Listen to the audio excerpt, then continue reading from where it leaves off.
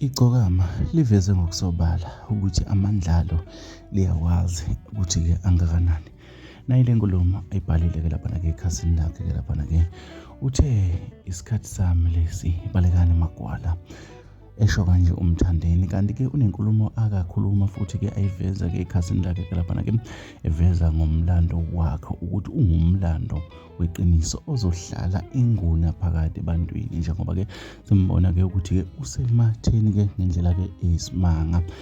Uma sikhuluma ngokuthi usematheni-ke sikhuluma ngokuthi-ke ubonakala-ke abantu bemthakasela zonke iy'ndawo-ke ayihambayo uMthandeni. Nayi le nkulumo uthi-ke ngisemlandweni weqiniso futhi-ke owami umlando angeke usacisha inguna phakade.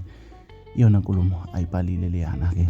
Yesibili, le nto bafowethu-ke ikhomba ngokusobala-ke ukuthi uMthandeni-ke amandla akhe-ke uyawazi-ke ukuthi-ke angakanani, njengoba-ke siyakhumbula-ke ukuthi-ke abantu abaningi-ke kwabakhona-ke izinto-ke bebezisho-ke esaqala-ke ukufika-ke noShuni-ke wezasehhovisi-ke laphana-ke okuwuShuni-ke la hambisana khona-ke ney'ntokazi-ke ephinde-ke eshaya izingoma-ke ey'ngena kakhulu-ke ebantwini. Abantu abaningi-ke baba nokudideka, kodwa-ke namhlanje-ke uMthandeni uveza ngokusobala ukuthi-ke uqopha umlando-ke ozoba-ke semlandweni-ke inguna phakade.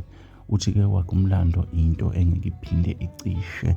Sidalo-ke laphana-ke njengoba-ke sike sabona-ke kudlala-ke amathimu amakhulu, iy'ngoma zakhe yidlalwa.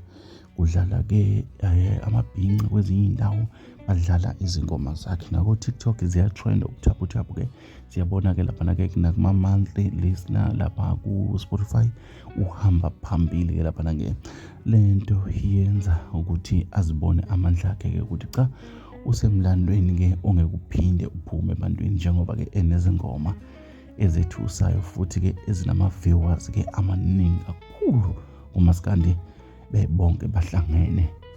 Ngisho emlandweni wasemaJudiya mukhona kuthiwa ayikho ingoma yakuyenza u-30 million viewers. Bafowethu, injalo indaba engikuphathele zona la kwiSiqiniseko FM.